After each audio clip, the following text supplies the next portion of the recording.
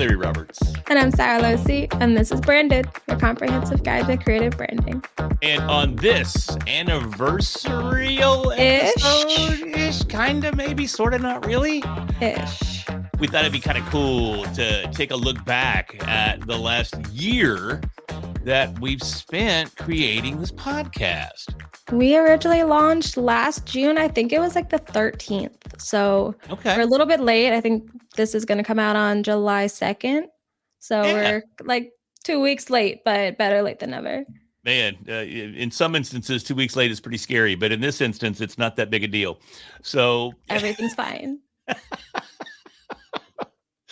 Oh, man. But yeah, it's been fun. It's been fun.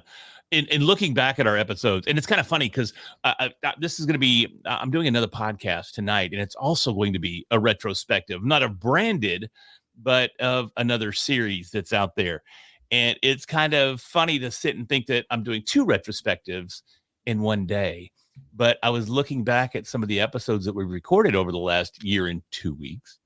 And man, we have covered a ton of stuff. Yeah, we've talked about so much. And we're actually kind of been hitting that, like, what could we possibly talk about next kind of wall, but we still find things, which is good. And I like being able to, as we go, we kind of started broad and now we're able to really dive deeper into specific topics. So like getting more specific as we go has been a lot of fun.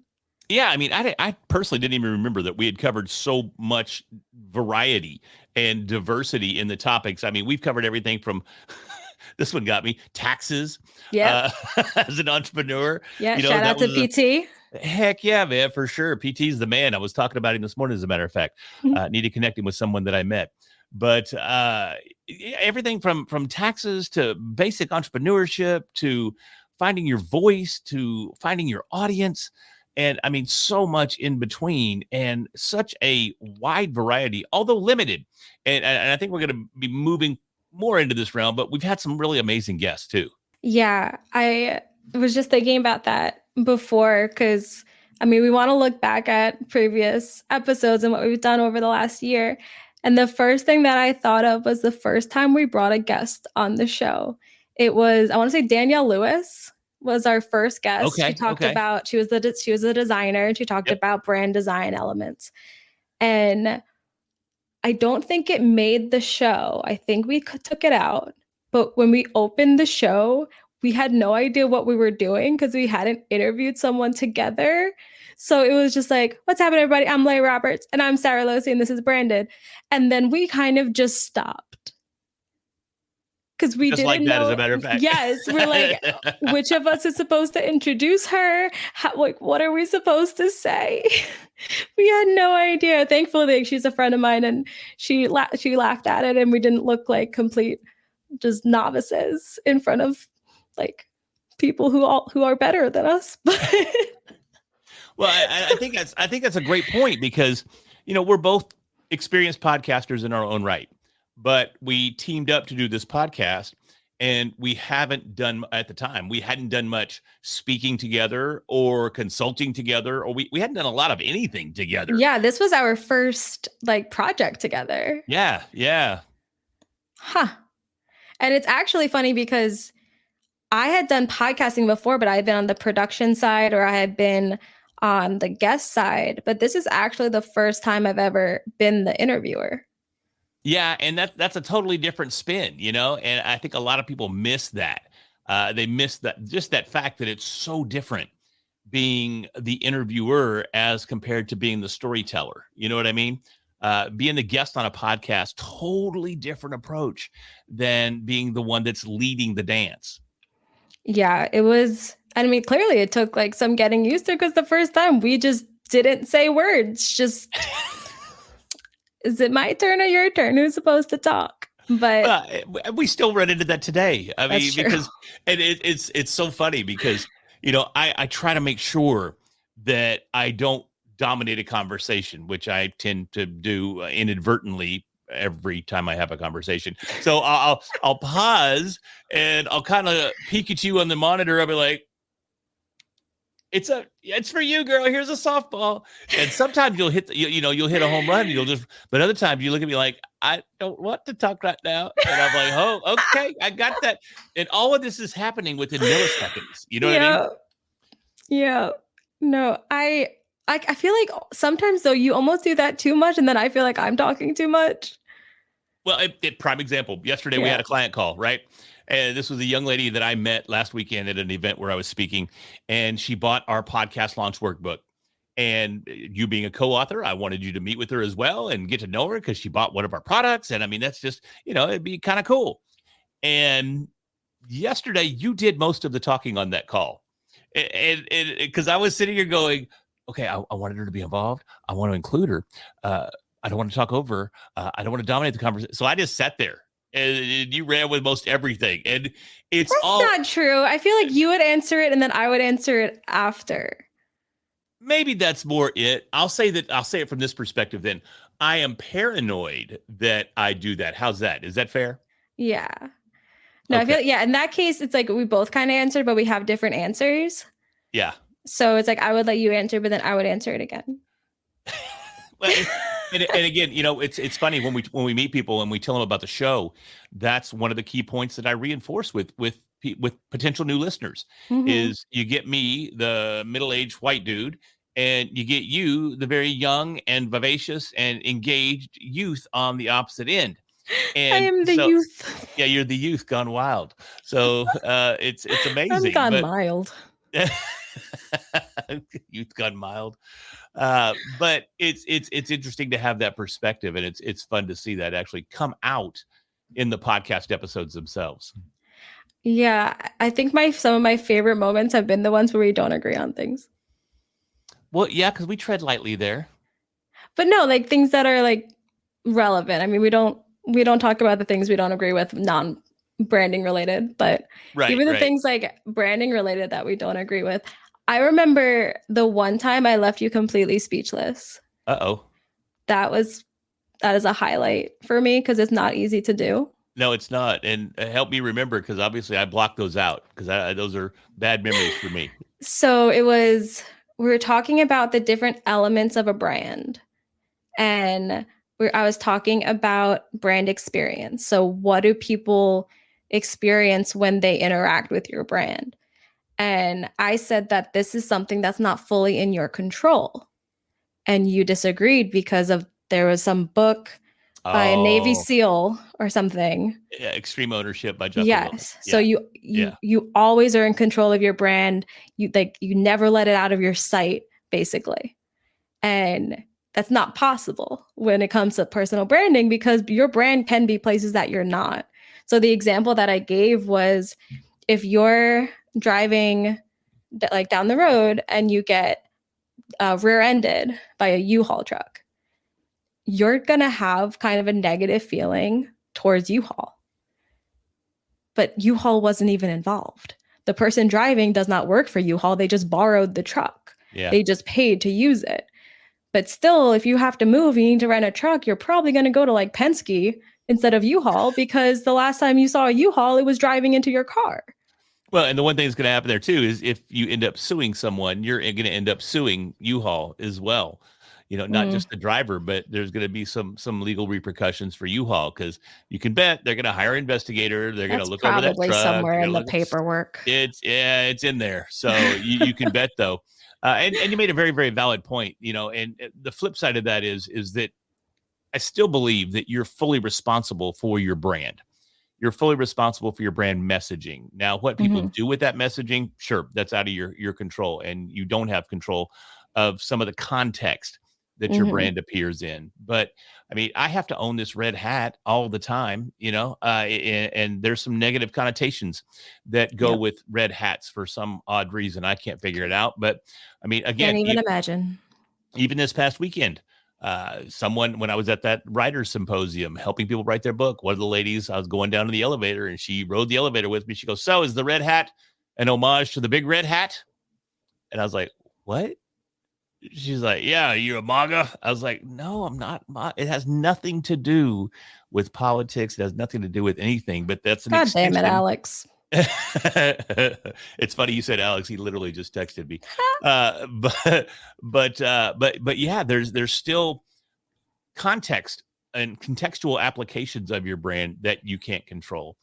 But your messaging and your Yeah. ideation of your brand and your brand values and your core values and the way that you conduct yourself and your business and how you reflect that in your brand, that is within your control. So Yes, it's the experience piece that isn't, because you can't control how people experience your brand. Because exactly. even if you're acting the way that you like want people to see you as, they might still just, you're not their cup of tea.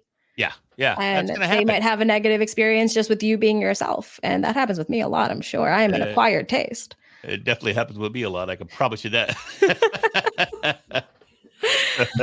But what for you is like the most memorable part? Probably one of my favorite episodes is when we did the what was it? Brands Against Humanity, I think Oh it was the name of yeah. the episode. Yeah. It goes back a ways, but we talked about a couple of our favorite brands. Yours was Cards Against Humanity. Mine is still Lego. You know, Such a dork. I love Legos. Yeah, well, you know, it is what it is.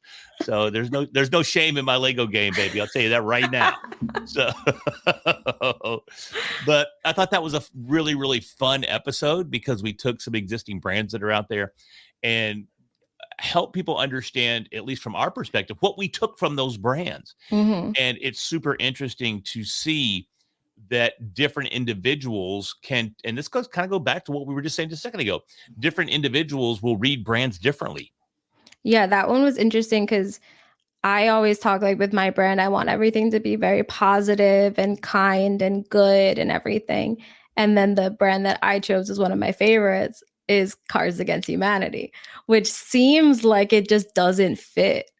But you have to actually look at like on the surface, it doesn't, but behind the scenes, it really does, because they do follow the same types of values, and everything that they do, they're doing for good.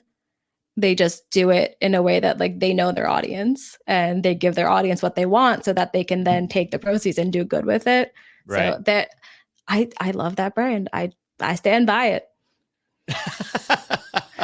Well, doggone it, I stand by Legos too. I said Gosh what I darn it, said. the heck. And a year But, later, you just spent your whole weekend building Legos. yeah, I mean, I did. I said last weekend, it was weekend before last that I did that writer symposium. But this past weekend, I literally spent all weekend building my latest Batman Lego set. And since we've done that interview, or not that interview, since we recorded that episode, Lego's evolved a little bit, you know, even in just the last year. And it's interesting to see the evolution of their brand. Traditionally, you look at Lego and it's very colorful and it's very playful and it's very child oriented. But a study was released recently where it shows that middle aged adults are the largest toy buyers, whether they're buying them for themselves or they're buying them for their children. They're their key market. I And feel like so, we should have known that, because kids can't buy things. but they still And you market to can't. kids. But traditionally, toys are marketed to kids. So kids wear I out the guess. parents, so the parents buy the toy. Yeah, I guess. But now it's gotten to where you got a lot of adults that buy a lot of toys and they're not for the kids. So Those Lego are a different introduced kind of toy. no, that's definitely not that kind of toy, Sarah. You Oh, probably don't want to use a Lego one. ouch. But they actually have a slogan now, adults welcome. Oh, that's cute. And they changed their packaging for the more advanced kits. If you look at the high Lego count kits that are like 2,000 pieces and above, most of that packaging is done in a very sophisticated manner. They're black boxes with more of an embossed type backdrop in place that really highlights the theme of the packaging. If you look at anything that, again, 2,000 character, not character, character, I'm launching a podcast, 2,000 pieces or above, it's packaged in a way that's more appealing to adults. It's not very colorful. It shows the product itself and shows some of the cool features of the products themselves, but everything else is black and almost elegant to a degree. Well, they've actually now they're coming out with Lego like flowers and Yeah, like home yeah. decor. Yep, yep. Yep, 100%. I mean, if you look at the Titanic, there is you can actually buy a Lego kit of the Titanic, Uh-huh.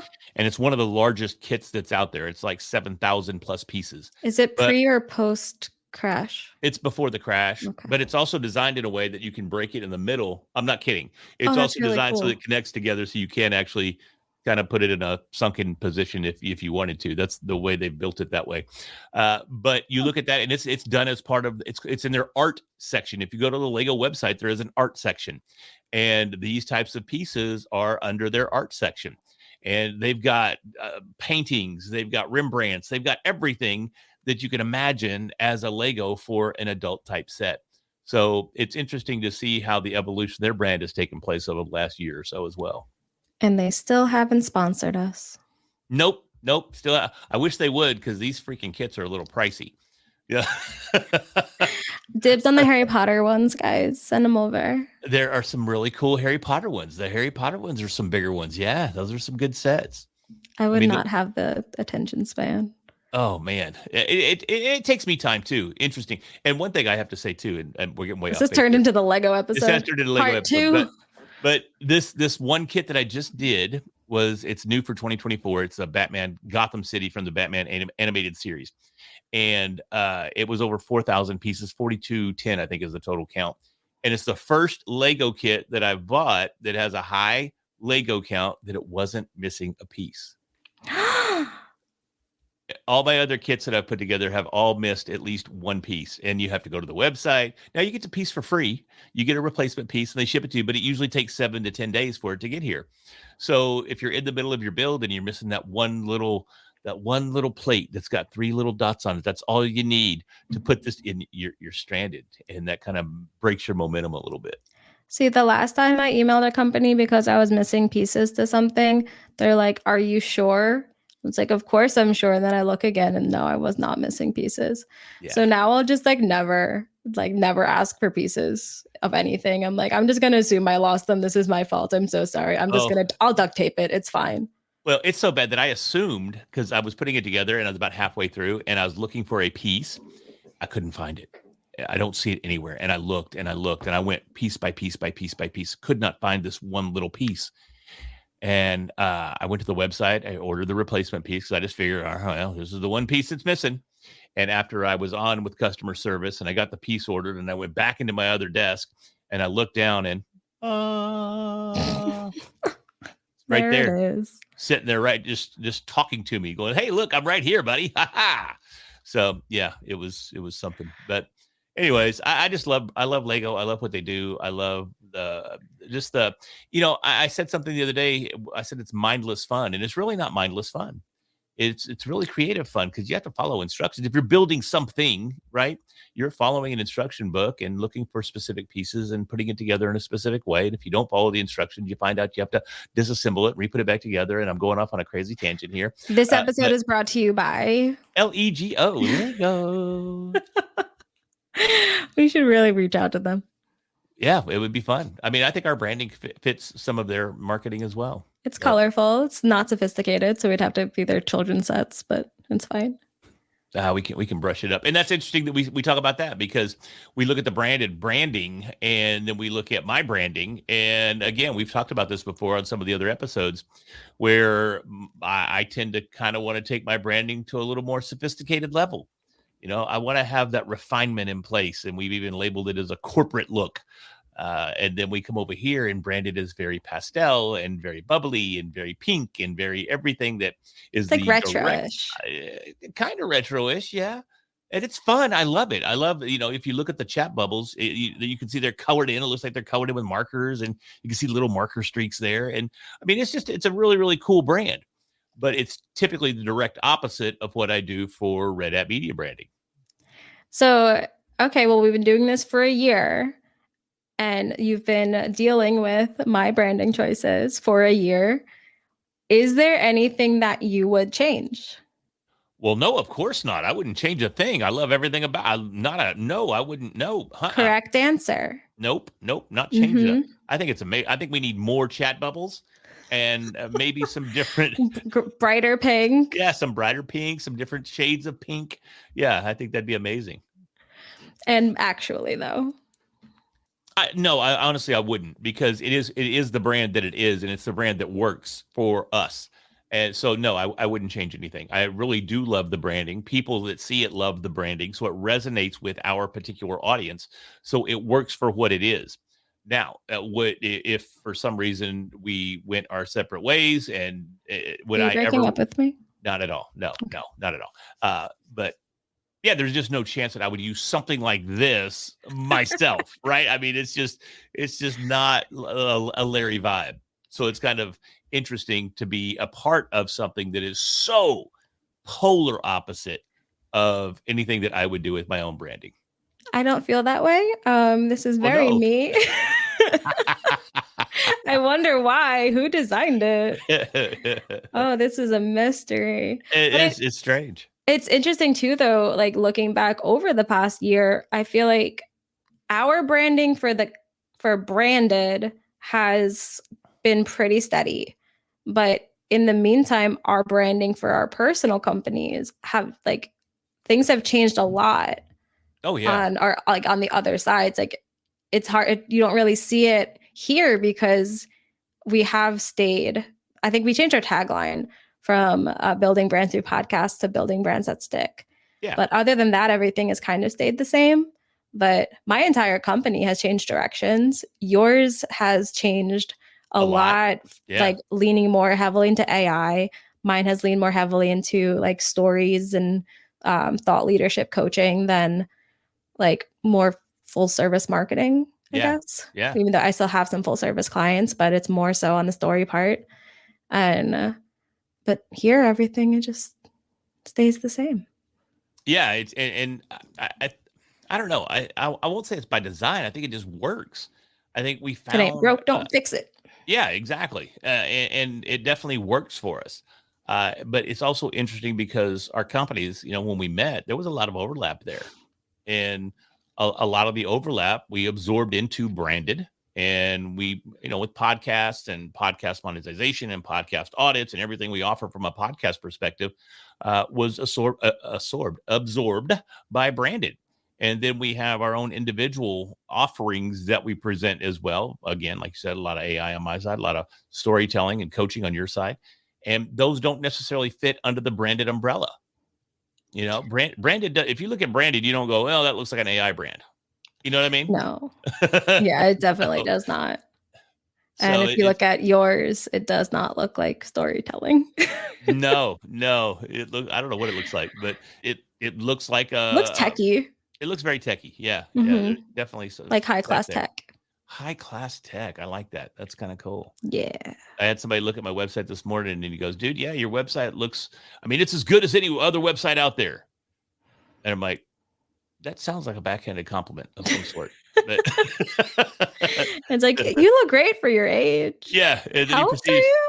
he proceeded to tell me all the things I needed to fix. And I was like, oh, okay. I can kind of see it. So no, he made some really valid points. So it was good having that conversation. But anyway, it's been amazing over the last year, growing together in branded with branded and growing together with our audience and delivering hopefully value with each and every episode.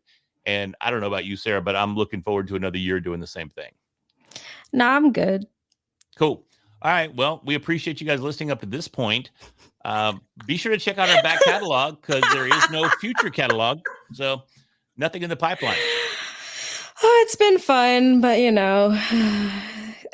everything has to, all good things must come to an end. Just kidding. No, I'm stuck. You're stuck with me and you know it. Is okay. Outside of Legos. Yeah. What is something else that you've learned about branding? Because I learned through our conversations and through researching our topics and everything. So what is like the biggest thing that you learned that is not Lego related? Yeah, that's not Lego related. Is the brand values. Having a brand is great. Having services and products are great. But how are you delivering the message of the value that your brand provides and the value of the goods and services that you provide? Too many times we get caught up in the prettiness of the brand and the tagline of the brand and all this stuff, but we don't convey the message of what the value is if a customer engages with us, if a client engages with us. So what is the value proposition there and the value in the brand? That's the biggest lesson that I've learned. That's interesting. And brand in that kind of context, it can almost mean two things too, though, because you're talking about, first you said brand values, and like brand values are the values, like the ideals that Sure. your brand upholds and like how you will conduct yourself, how you conduct business. And then there's the value that your brand provides. Yeah. And Yeah, I yes, was going option B there because, yeah, I don't get caught up in the values. Just do whatever it takes to make some money. yeah, Whatever it is, man. all checks cash the same. It's all green, baby. It's all green. So no, I'm kidding. But no, I was definitely leaning more towards the value that's offered in the brand. Yeah, those are both things that we've talked about. I have learned way more about AI than I would have liked to. You and me both, sister. I have done I've almost done talks on AI. Yeah. I had someone, oh God, it was an awful, awful event, but it was just like a networking event that was just god awful. But the guy, I said that my business partner does a lot in the AI space and is a thought leader in AI.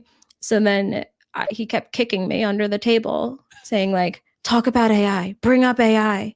Like, A, no. B, your event, you do it. So eventually I'm just like, just bring it up. So I brought it up. And he's like, okay, cool. So what about it? And then just put me on the spot and I had to talk about AI. God. And Yeah. I'm pretty sure at that point I sounded like an idiot. This was a while ago and you've talked more about it since. So I've learned some stuff. But like I now can actually speak almost intelligently. Yeah. Or artificially intelligently about AI because I don't know it. I'm just kind of just repeating things I hear you say. I'm like a parrot. Yeah. But I think I definitely have learned more about it than I thought I would. Yeah, it's good. It's good. At least you got some value out of this time together. I mean, had to get something. Yeah, 100%. So, man, and on that note, I mean, hopefully everybody that's listening got value out of the episodes that we've given you so far. I mean, we're up to, I don't know, what's the episode number, 54, 55, something like that. 50 something. 50 something episodes back there. And if you go back, there is a ton of amazing content. A lot of great guests, a lot of great insight.